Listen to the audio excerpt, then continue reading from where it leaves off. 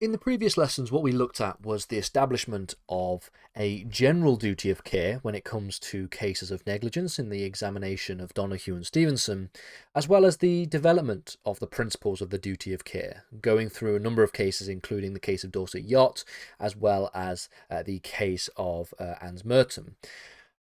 Ultimately, what we're going to do today is talk about how the duty of care is operationalized in today's litigation, how it operates with the modern cases that have established principles.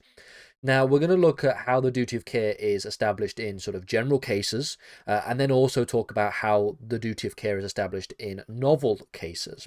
So what we mean by novel cases of a duty of care are cases where there is no previously established precedent. So where there are factual circumstances whereby we cannot apply the law of a previous case to that particular example to try and establish whether or not a duty of care existed.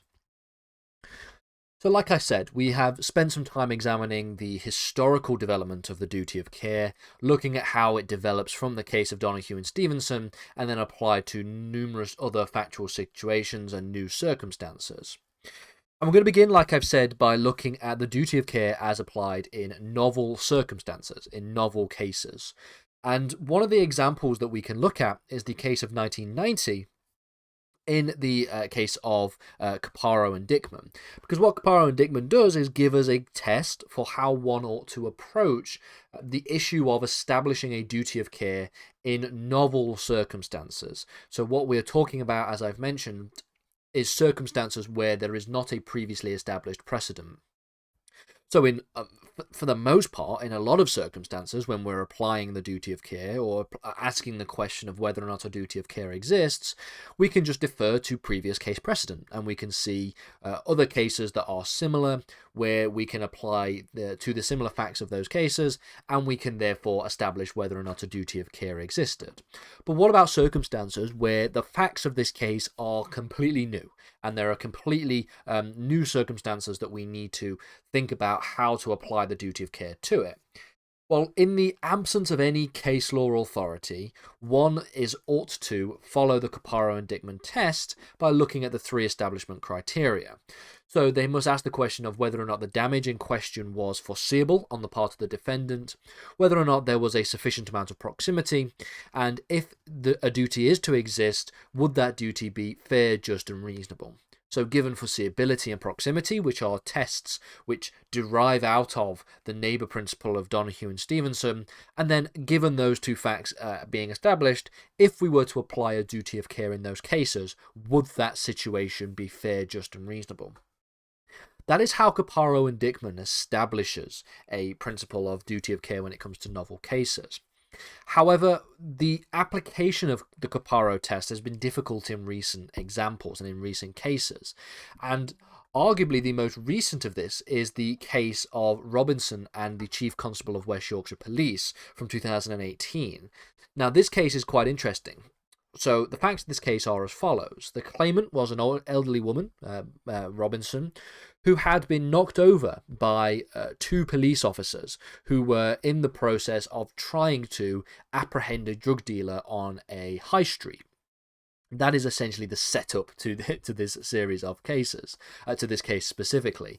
There was a drugs bust essentially being established in a relatively busy high street, and the elderly woman was knocked over when the two police officers were trying to come about establishing this, trying to establish this case. They were trying to essentially apprehend this drug dealer. Now, the two officers did note that the old lady was in the vicinity of this potential drug bust. So there was this potential that existed here. And ultimately, it was held that in the application of the Caparo test, if we were to apply the Caparo test for a case of a duty of care, the Court of Appeal believed it would not satisfy the third criteria to apply a duty of care onto police officers, noting that it was not fair, just, and reasonable. So we looked at the three principles, the three-stage test, if you will, for the case of Caparo and Dickman, and we looked at the question of foreseeability on the one hand, and then proximity on the other hand, but then we came to the conclusion, according to this case, that it would not be fair, just, and reasonable to apply a duty of care onto police officers trying to go about their duty. So that's where it was essentially left.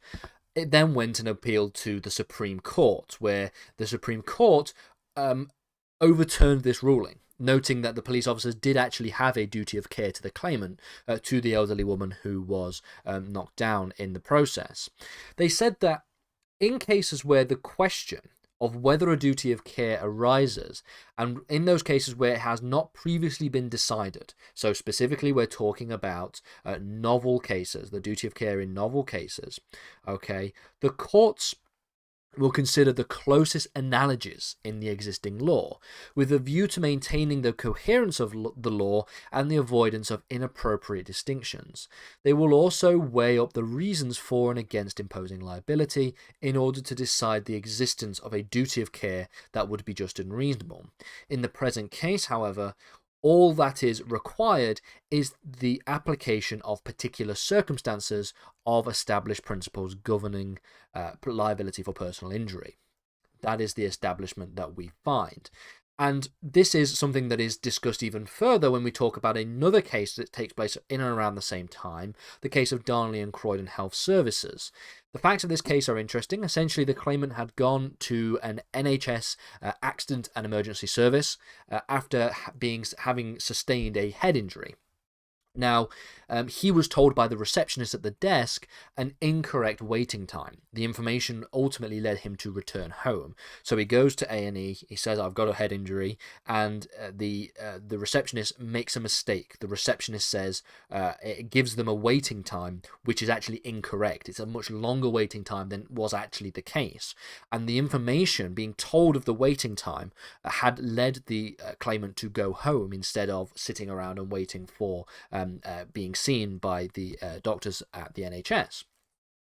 And then when he came back to the hospital a few hours later, he had sustained a permanent brain damage, which would have been avoided if he had stayed in the hospital originally, because in reality, he was given the incorrect time. So he would have been seen to much quicker than he had anticipated, because the correct time was much shorter than the one that was relayed to him by the receptionist. And so as a result of this, he had suffered permanent brain damage. And at the trial level and the Court of Appeal level, the claim was dismissed on the basis that there was no duty to advise about wait times. So the argument was essentially presented that the receptionist had a duty of care to advise a correct wait time, and they had breached that duty in doing so, which had caused the permanent brain damage as a direct but-for application. The Supreme Court, on the other hand, looked at whether the duty of care had been breached, and it was held that a duty of care had been breached, and that the chain of causation had not been broken by the claimant leaving the hospital, because ultimately the claimant leaving the hospital was part of the chain of causation, because that's what led to the brain damage in question. They say that the present case falls squarely within an established category of duty of care. It has long been established that such a duty is owed to by those who provide and run a casualty department to persons presenting themselves complaining of illness or injury, and before they are treated or received into care in the hospital's wards. The duty is one to take reasonable care not to cause physical injury to the patient.